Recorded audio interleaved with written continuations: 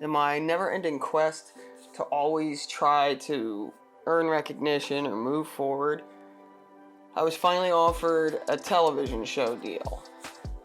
However, it seems like a great opportunity, right? Network TV. The producers are only interested in one aspect of my life, when I feel like I have a lot more to offer and a lot more to say. I feel like I have a lot more to contribute content-wise than to just focus on the fact that I'm a lesbian and focus on my love life. Allie invited me over for mimosas with the girls. I may have just blown a TV deal.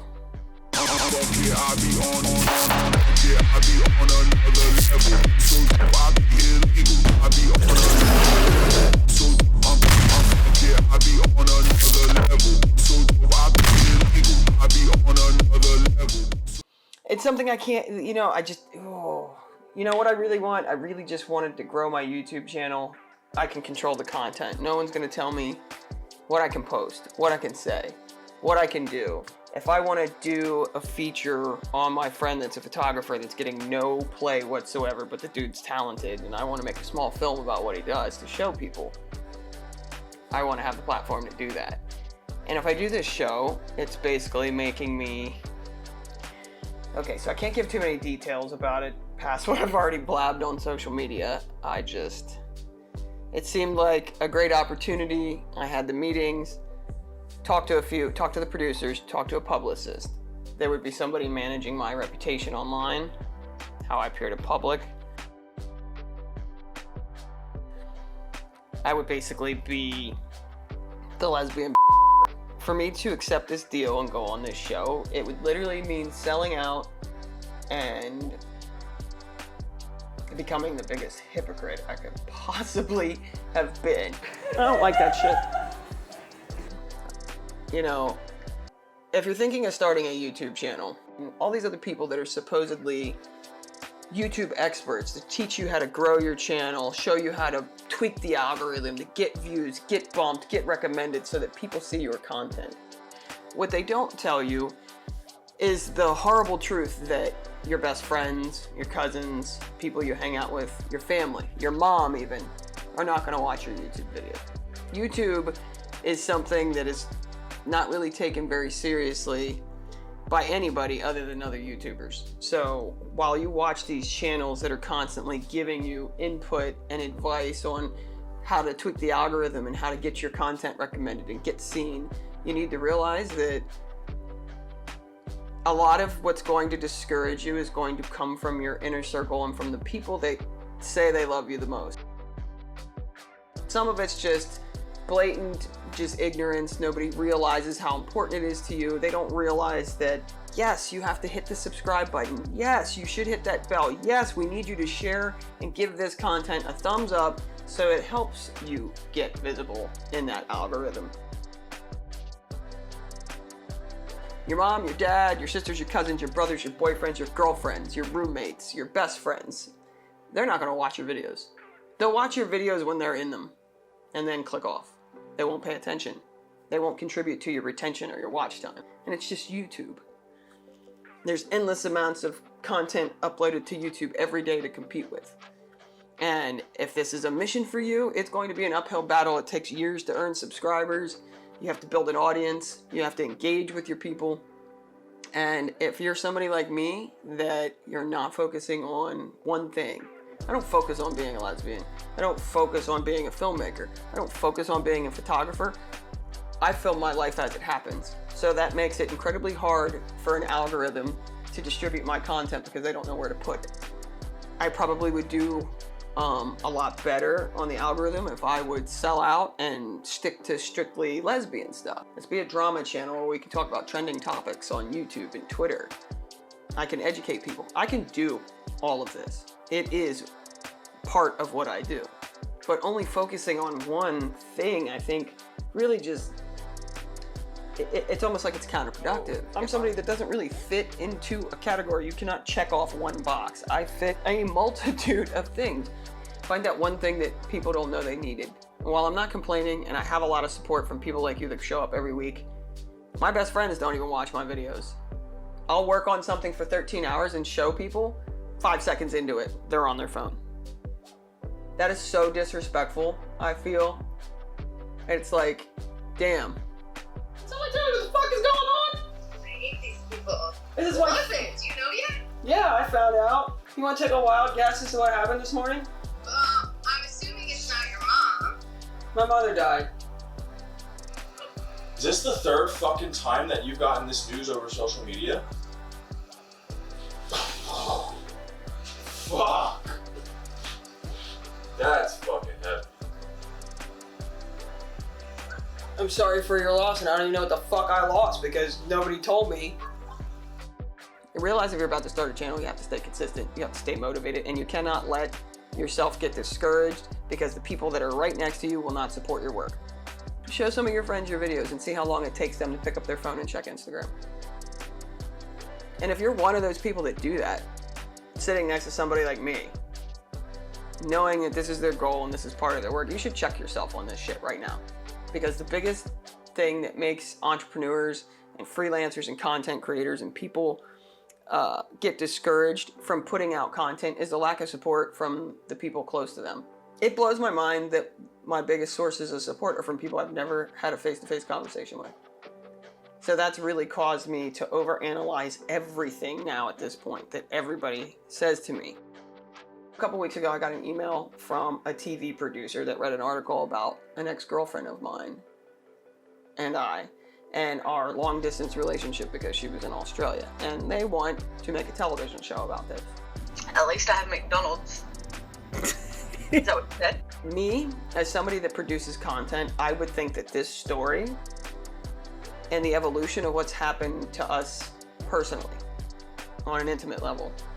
Aren't you pregnant? Yes, I am. I'm open now.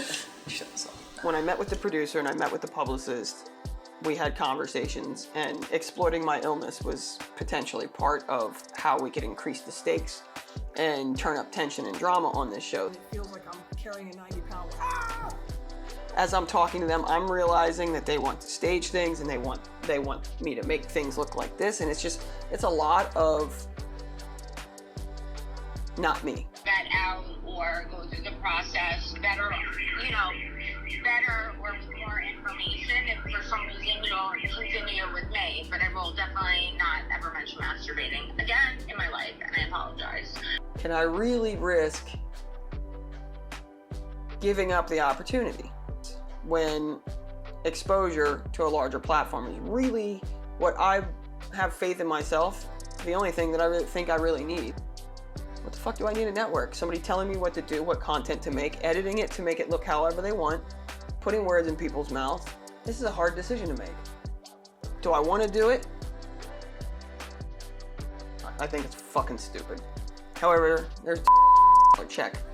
Able to conquer the world and eviscerate your enemies. To produce this. Being dangled in front of my face. Do you know what I could do with a $50,000 budget? I am already doing a better job on my own content than these people are putting on television. What do I need them for, other than their money? Other than their connections, their exposure, media attention? I just need the light. So I know I've been talking about getting the podcast set up. Podcast gear is expensive. And I don't know what I'm doing, what I'm looking for. And I feel that if everybody wants me to do this, I could crowdsource production costs from my followers. I could really focus on this podcast, and as that gets distributed, I could produce my own TV show if I just had the investors and I just had the fucking budget to do so. I don't want to do content about my love life. If I meet somebody and that becomes a focus on something that we should film about because it's offering something, sure. It doesn't, there's a million lesbian relationships. It's a fucking cliche now. Like there's lesbian couples YouTube channels. It's the biggest cliche and it's fucking whack. What do you do for a living? Are we just talking about your relationship? Well, what else do you do? I'm not interested in just people's relationships. I'm interested in how they're making their relationships work while balancing their budgets. How are they managing running two businesses while doing all this? That's the interesting shit. people's lives, not little micro fragments. I have 14,000 followers on Instagram. If half of those people pitched in 20 bucks, I would have enough of a budget to cover, you know, you guys want to see what happened with the girl in Australia? A flight here will cost X amount of money. We need hotel costs for 2 weeks for her to return from quarantine. A couple $1,000. So what do? Do I take this TV show and sell out just so I can get their money and just so I can get a little bit of attention and hope that my reputation in my life is not completely ruined by the time this is over? Or do I keep pushing, keep struggling? You want to have more control on more substance. A lot of what I constantly run into is people making offers or promises that they don't have the reach to accomplish or the vested interest in. And I don't like working with fucking people that I cannot fucking trust. Like, I put a rapist away, I put a pedophile away, I put away somebody that murdered their own son. I've done some shit. So to focus on my love life when there's all this other crazy shit that I put my life in danger ago, I've been shot. I think it's a waste of airtime. Drop your thoughts in the comment section below. I'd love to hear what you guys think about this. Because I feel that anybody that knows me very well and really truly supports what I do wouldn't tell me to take this deal. People tell them what to do for the camera and they just do it because they're desperate. I'm not desperate for fame. I think I earn recognition for what I do. I feel like I'm very self-aware of what I have to contribute, and I'm very good at what I do. I'm trying to put people on that are in my position right now. People that have dope shit and they're getting drowned out by all the noise right now. There's so much noise in social media. I see so much focus on how I look from people that I encounter. I don't want to date anybody right now. I feel like it's going to do nothing but distract me and throw me off my course. A relationship takes time and effort. I have to stop what I'm doing to attend to somebody else's needs. And right now, I'm so focused on growing and getting my channel where I want it to be that I can't afford that kind of time off. And if I'm gonna be completely honest, I'm not emotionally available for that. This is hard. I don't know. What would you do? Would you take a TV show if it focused on something about your life that you didn't want anybody, let alone a million strangers in the general public, weighing in their opinions on? Literally could wind up on a meme for the rest of my life. And let's face it, if you put me on a dating show, people are gonna fucking cry. You need to talk about this. You need to tell them why you're so confused about what's going on. So what I did was launch a Kickstarter to get my podcast going because I need podcast gear.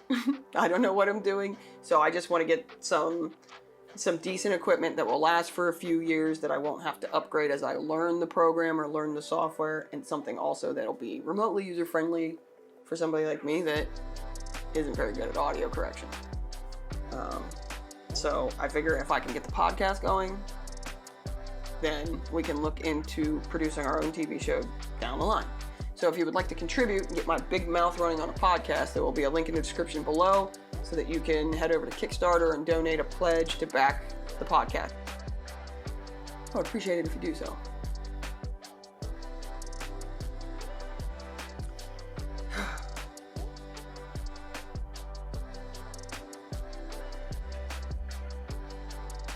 You're gonna have to like sign through like both of them.